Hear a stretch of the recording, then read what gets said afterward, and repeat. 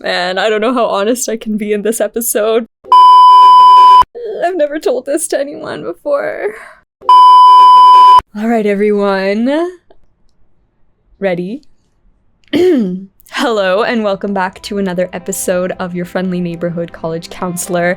Today we're in for a very different type of episode where I'm actually gonna break down the story of my own college experience. So settle in, and before we carry on, make sure to subscribe, like this video, and I'm just gonna get super honest with you guys. There's no script, there's no agenda today. We're just gonna chat while I open up about my honest truth. I give you guys so much advice all the time, hopefully good advice about the college admissions process, how to approach it, how to think about it, and I realized that a lot of you have probably never heard my own story of when I applied to college and how I navigated the process and the mistakes that I made and the ones that I wish I could go back and change, but maybe it can be a cautionary tale for all of you. Let's rewind back to high school, maybe in 11th grade, and I went to a really small high school. There were about 70 people in my graduating class. It was a very intimate, very close-knit community that I thrived in. I loved my peers. I loved the advisors that I got. I was pretty introverted, kind of shy, and really benefited from that kind of social support and academic support that I got. I was also into music. I was not a sporty kid at all. I was more on the artsy side of the spectrum. So when it did come time for me to apply, it was kind of an obvious choice for me to consider the liberal arts colleges in the US. We've talked in the past about how these colleges tend to be smaller, have more hand-holding as far as the academic journey is concerned, and for me it really appealed. It's what I was kind of thinking that I would want out of the experience. So I shortlisted a bunch of colleges, did a bunch of research, and my dream college, incidentally, was Middlebury. It was top ranked for the program I wanted to go to, which was French. Yeah, I put a bunch of names down, talked to my counselor, and we were good to go. But aside from all the small colleges that were on my list, there was one very large state school on that list, and that school was the University of Michigan, Ann Arbor. You're probably thinking that couldn't be more different than what you described that you were looking for. That's true. Why would I put it on there? Incidentally, both my parents went to the University of Michigan. I was a double legacy, and it also was highly ranked for the program I was looking for. Beyond that, I had heard amazing things. I had visited the campus, and I was open enough to say, hey, let's throw in an application and see what happens. So fast forward to spring of my senior year, and I get my results in. I get into a couple small colleges, and I get into Michigan. The day came to make a decision, and I really reflected on my values and what I thought I wanted at that time, and honestly, ranking and brand reputation won out. The brand name of Michigan is undeniable. You all have probably heard of it, and it is top ranked for several major programs, right? So, across the board, it has global recognition in terms of its prestige, its rigor, and the quality of education. So, upon my parents' guidance, I took the leap, opted for Michigan, and was super open-minded to what the future held for me. Cut to freshman year. Little 18-year-old Chandra lands up in beautiful Ann Arbor, bright-eyed, ready to take on the world, super excited, and spend my first few weeks on campus just getting adjusted, and gradually I began to feel like a very small fish in a very, very large pond. From 70 people in my graduating class in high school, I now had 7,000 students in my freshman class. Most of my freshman classes ranged from 100, 200, even more people lectures, where my professor was all the way down at the front, and I just felt like another face in a sea of faces with no real interaction with my peers or my professor at that time. I joined a bunch of clubs that were very competitive to get into, and I kind of was having to figure things out on my own. In addition to that, it's a state school, which means that a lot of the kids come from in-state, from the same high school. So I almost felt like everybody there already knew each other. Like everybody already had their set friend groups, and I was sort of like on the fringes, just coming out here, not really sure how to go about things. Because the school is so big, the advisors are not able to give each and every student that kind of individualized attention to guide in terms of what courses to take, when to take them, how many to take, how to declare your major, how to kind of navigate that whole process. A lot of it was on the students themselves, and I had to just figure out a lot of things by myself, right? So in my freshman year, I did struggle to adjust, and the sports culture was really intense, right? And it was starting to get cold, and I was like, okay, let's look into transfer options, right? I want to transfer out. I'm not sure that this is the right fit for me. So start exploring transfers, had a conversation with my parents, and decided, no, I'm here for a reason.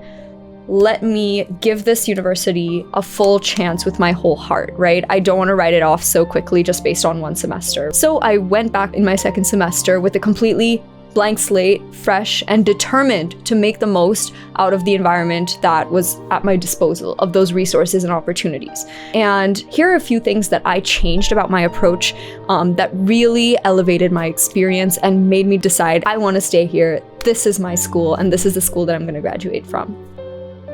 I joined a residential college on campus. So even though the university is really huge and has 50,000 plus students actually on campus, there are smaller residential colleges that serve as sort of like a proxy for a small liberal arts college in the large university environment. So it was actually a really nice balance because I ended up meeting peers with similar shared interests. I joined the RC, which was a language immersion college. So all the kids were just like me. They were a little bit like language nerds, and we loved talking in different languages. I got to speak French and Spanish in the dorms, with my friends there. That was really interesting. And I realized I'm so glad that I found this opportunity and this place that could really start feeling like home. I went out of my way to build relationships with my professors outside the classroom. So if I did have a big lecture, I would make sure to go to their office hours, sit with them, have a conversation, develop and nurture that relationship. And in the end, some of these professors ended up writing really wonderful letters of recommendation for me. So that really helped not allow me to just blend into the sea of faces, but really develop a rapport, with my professors, which is super important. It's going to help you in your pre-professional development and down the line when you're looking for jobs or opportunities. Another thing that I did when I went back was I connected with other international students who had also come to university probably, for the first time, and were dealing with a lot of the similar things that I was, right? Homesickness and culture shock. And when I built that camaraderie with other international students, I didn't feel so alone, and we were able to help each other through the transition process, and it made things a lot easier. Even though I was a little resistant to sports at the beginning, it wasn't really my scene, I embraced Michigan's sports culture as a way to just feel a sense of belonging and sort of a school spirit in me that allowed me to take pride in the fact that I went to Michigan. So even though, I maybe previously didn't care about football that much, I started going to the games with friends. I started hanging out with the people, watching the matches, and it helped me cheer on my team, and it helped me feel a sense of hey, yeah, this is my team and this is my school, and I love it, Sports is powerful that way. Go blue till I die. Had I gone to a liberal arts college, I probably would have majored in French, gotten a French degree, graduated, maybe gone to grad school, maybe become, a French teacher, right? That's all good and well, and that's great. However, the fact that I went to Michigan meant that beyond my French classes, I was taking such a diverse array of classes across all these crazy departments, right? Michigan has tons of different schools. They have School of Kinesiology, they have School of Public Health, School of Public Policy, Ross Business School, you may have heard of it, right? Medical school, law school, they have top programs for all these different subjects, right? And I seized the opportunity to explore beyond just my immediate field, and I realized I really loved linguistics. I took one French linguistics class that changed my life with an amazing professor that I'll never forget. And she said, hey, look into this new department we've opened called cognitive science. It's one of the only programs still offered in the US, and Michigan happened to offer that major. So I explored further, I talked to the department advisor, and they said you'd be a great fit. Ended up picking up a second major and double majored in both cognitive science and French, which I never would have been able to do if I didn't go to Michigan. So that kind of opportunities and the breadth of things that you can do on campus, in the classroom, outside the classroom is really unparalleled. And in hindsight, I'm so glad that I ended up staying at Michigan. By the end, I loved so much about Ann Arbor, the nature, the snow. Now that I'm 4 years out and I have graduated, I've also recognized the power of a brand name. And a lot of times we talk about how brand name is of course secondary to other things, but now that I'm in my career and sort of navigating things, I'm realizing how many doors that brand name has opened for me. And on a stack of resumes, it does get a second look where it otherwise might not have. The alumni network.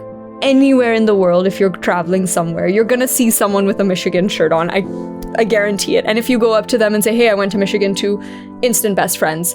Instantly super happy to help you, super happy to connect you with anyone in their network, right? So this kind of global alumni network is invaluable and unparalleled as compared to anything else. And that's something I'm super grateful for. What's the lesson? What's the moral of the story from Story Time with YFNCC? Look, no college is going to be the perfect glamorized version that you guys see in movies, in Hollywood, in Netflix TV shows. I'm afraid every single, student has challenges, especially in their freshman year when they're first adjusting. So I want you to be really open to these different challenges that your college is going to bring, but that doesn't always necessarily mean that you have to transfer and that it's not exactly right for you, right? You're making this huge investment to go. You must proactively seek to make the most out of it and really just juice everything you possibly can out of these 4 years that you're never going to get back. Pluck that cupcake off the shelf, even if it's not handed to you all the time, right? Seek out resources, seek out opportunities, and ask for things. Like, more often than not, if you ask a professor that, hey, can I have a research internship this summer? More likely than not, they would love to have you. Just be bold, focus on the silver linings, and you got to take the bad with the good and see it as a whole, complete experience that is shaping you in innumerable ways that you don't even know yet. So that's my story. And I wouldn't have it any other way. I would not go back and change a thing, but the takeaway is that fit is super, super important. Reflect on environments in the past that have enabled you to thrive and try to identify your non-negotiables in a college experience and then shortlist a college list that really aligns with that. You want to give yourself the best shot to be happy in college because that's also gonna allow you to succeed. And do well, So that's my 2 cents. That's my story. Share yours in the comment section below. If any of you have gone off to college already, if you want to comment on what your experiences have been yet, or if you're a high schooler, still a little bit nervous about where you're going to go, just remember that you're going to be great wherever you end up. And it may seem like a huge consequential decision right now, and it is thus far, but in the long run, it's much more about what you make of it. Thank you so much for watching another episode of your friendly neighborhood college counselor. A little bit of a different one today, but hopefully you enjoyed it. If you like this video, be sure to hit subscribe, like the video, leave in the comments below anything else you want to ask me about my personal journey or any other advice for the college admissions process.